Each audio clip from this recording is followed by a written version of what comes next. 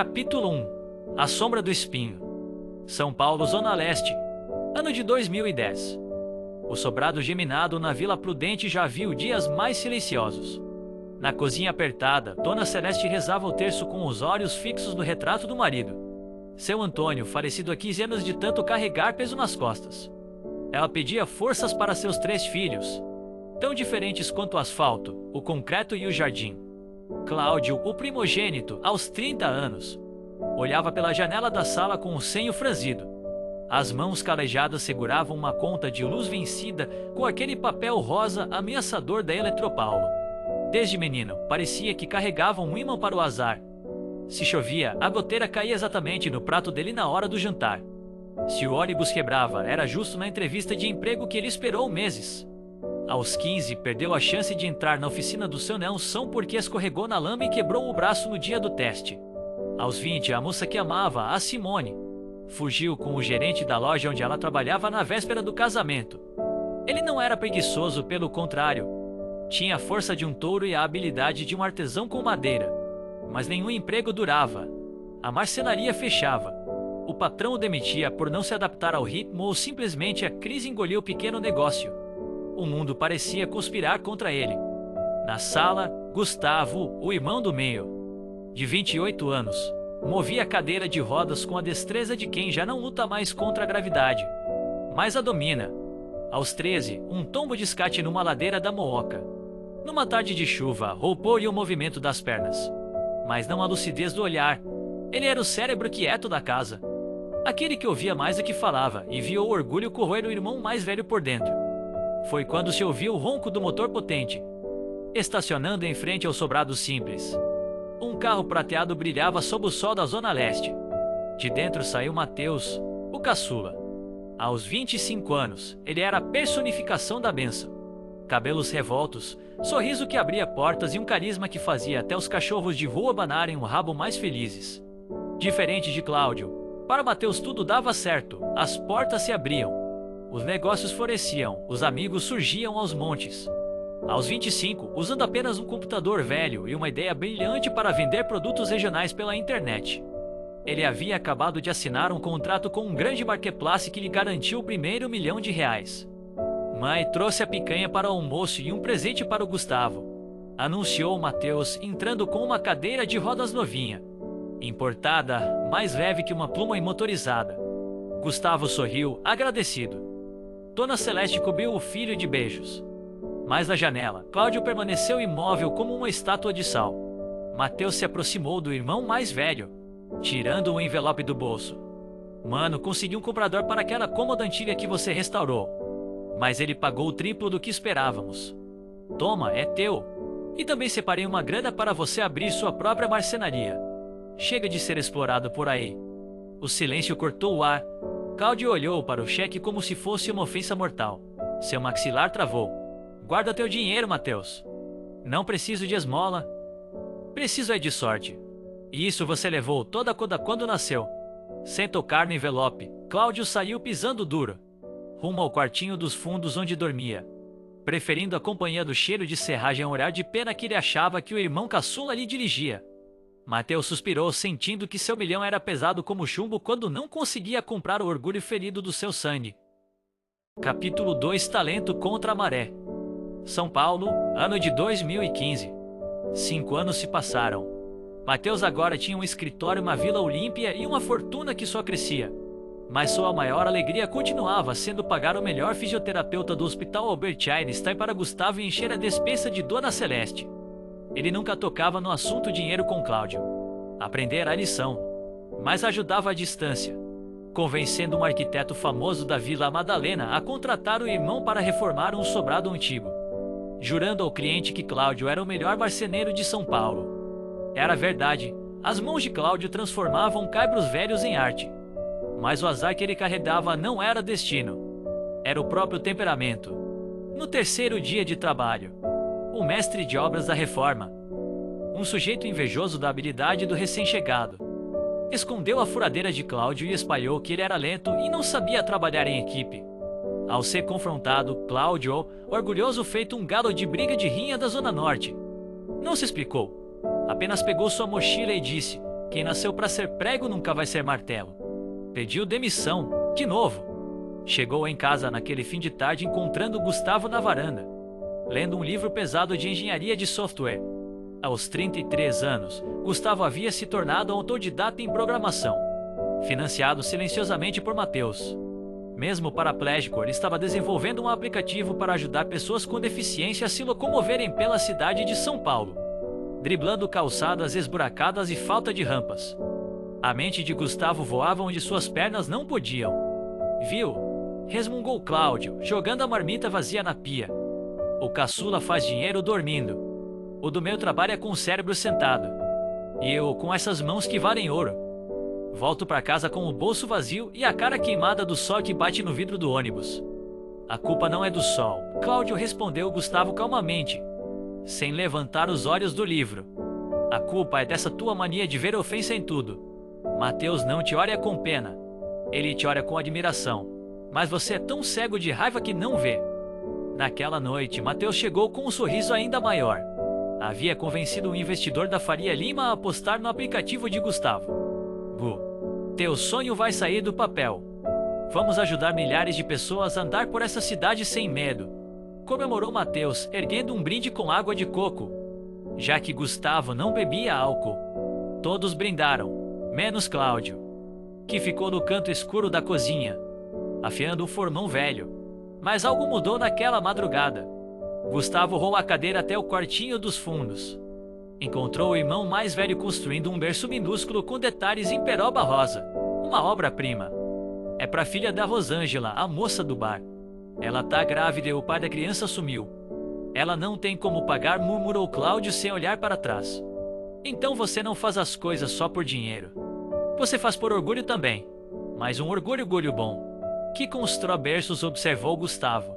Só não quero ver ninguém na merda como eu tô, cuspiu Cláudio, cravando o formão na madeira. Mas não vou aceitar esmola do meu irmão mais novo. Prefiro dormir no sereno.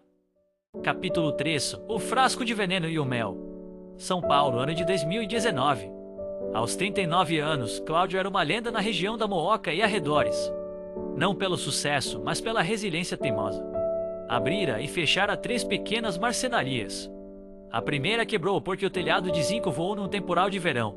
A segunda pegou fogo num curto-circuito que não tinha nada a ver com ele. A terceira foi despejada porque o dono do ponto vendeu o imóvel para uma rede de franquia de açaí. Era quase cômico se não fosse trágico. Enquanto isso, Matheus, aos 34, vivia o auge. Bonito, com a barba bem feita e roupas de linho compradas no shopping Iguatemi. Era a capa de revista de negócios. E Gustavo, o inválido que muitos subestimavam.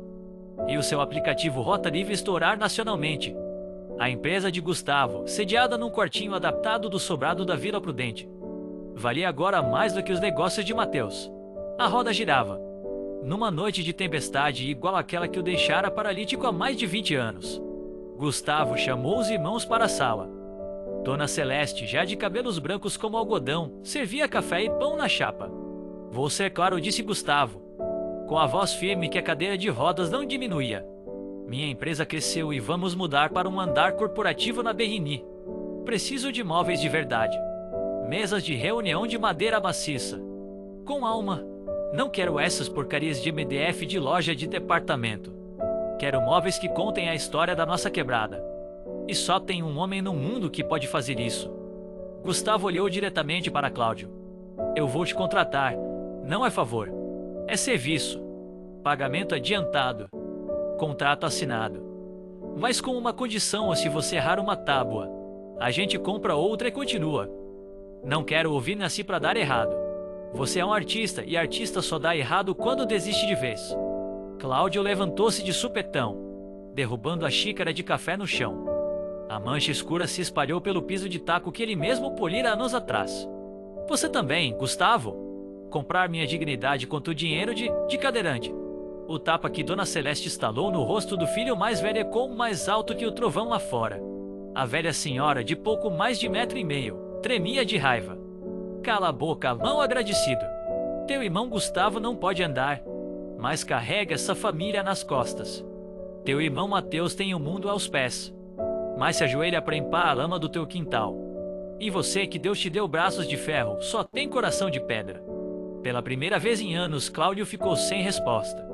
Mateus, sem graça, tentou limpar o café do chão. Gustavo apenas deu meia volta com a cadeira motorizada, indo para seu quarto adaptado, levando consigo a dignidade que o irmão tentara ferir.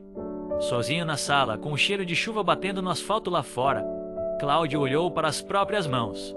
Grandes, fortes e vazias. Naquela noite, ele não dormiu no quartinho dos fundos. Dormiu no sofá da sala, onde o retrato do seu Antônio parecia fitá-lo com uma tristeza infinita. Capítulo 4. O acerto de contas do destino.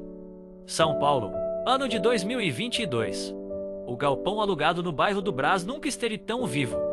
Marteladas intimadas, o cheiro de verniz de cera de abelha e o ronco da serra elétrica compunham uma sinfonia inédita.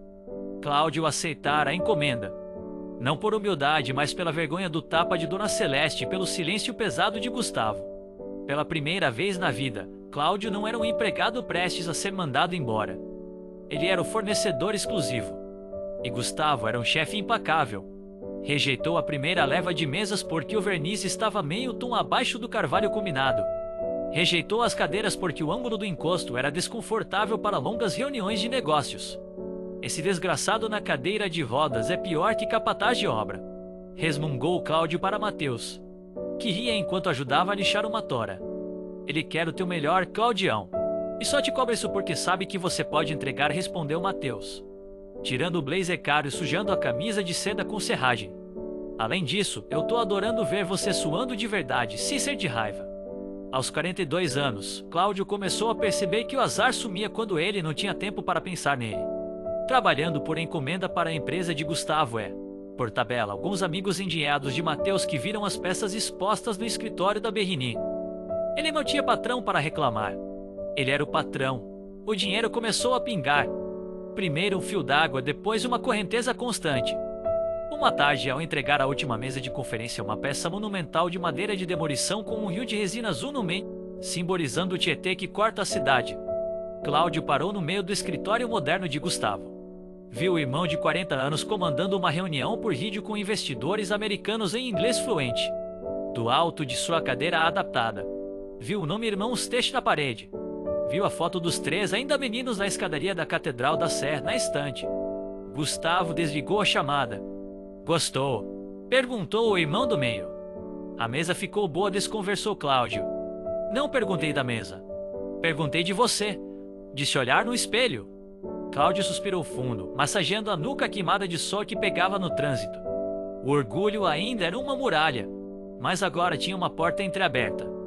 Eu ainda acho que teu dinheiro do Mateus não me definem, mas talvez eu estivesse errado sobre o valor das coisas. O dinheiro não tem culpa de eu ser um touro bravo. O dinheiro não tem culpa de nada. Mano, respondeu Gustavo. Ele só amplifica o que a gente já é. Você era bom e frustrado. Agora é bom, bem pago. Capítulo 5. A herança do sangue. São Paulo, ano de 2026. Cláudio acordou cedo, como sempre. Mas o senho franzido finalmente dera lugar a pés de galinha de tanto rir nos últimos anos. Hoje ele completava 46 anos. Ou melhor, completava 40 anos de azar e 6 anos de colheita. O velho sobrado da Vila Prudente estava irreconhecível por dentro. O quartinho dos fundos virou o estúdio de design. A casa de Dona Celeste fora reformada, mas mantinha a alma dos azulejos antigos. Dona Celeste, agora com 80 anos, regava samambaias na varanda que Gustavo mandou adaptar para que ela não precisasse descer escadas. Naquela manhã, os três irmãos se reuniram na varanda. Mateus, aos 41, continuava um galã, casado com uma moça simples que conheceu na feira livre do bairro. Gustavo, com a mente mais afiada do que nunca, supervisionava tudo do seu tablet, de olho no trânsito da marginal pela janela. E Cláudio, com as mãos cheias de calos e a conta bancária agora cheia de dígitos, carregava uma caixa de madeira. Abre, disse Cláudio, colocando a caixa no colo de Gustavo e entregando a chave para Mateus. Dentro da caixa, 3 relógios de pulso artesanais, com um mecanismo à mostra e uma inscrição na tampa prateada. O tempo não cura, mas os irmãos sim. Eu fiz as peças com a madeira da velha jabuticabeira do quintal da Dona Nena, onde a gente brincava de pique-esconde. O maquinismo suíço foi presente do Mateus, que fingiu que não sabia de nada. E o desenho foi ideia do Gustavo. É presente de nós três, para nós três. Mateus riu, sem graça. Eu só queria que você tivesse algo de valor, Claudião. Mas acho que você nunca precisou de mim para isso. Cláudio olhou para os irmãos. Finalmente, depois de 40 anos de batalha contra moinhos de vento invisíveis, seu orgulho se rendeu sem condições. Mateus, eu precisei de você todos os dias da minha vida. Só que eu era burro demais para entender que aceitar ajuda não é ser menor. É ser família. Tua sorte e teu dinheiro nunca foram meus. Mas o teu amor sempre foi.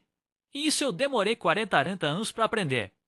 Gustavo, você me ensinou a ficar de pé com as pernas da dignidade que eu não tinha. Os três se abraçaram ali, sob o céu cinza de São Paulo que, naquele instante, pareceu abrir um raio de sol só para eles. Não havia mortes para lamentar, apenas a vida para celebrar. O dinheiro de Mateus comprou os melhores médicos. Mas foi a arte de Cláudio e a genialidade de Gustavo que construíram o patrimônio verdadeiro da família. Naquele dia, Cláudio, o azarado, pegou sua caminhonete nova paga com o suor da marcenaria e foi para o Itaim Bibi.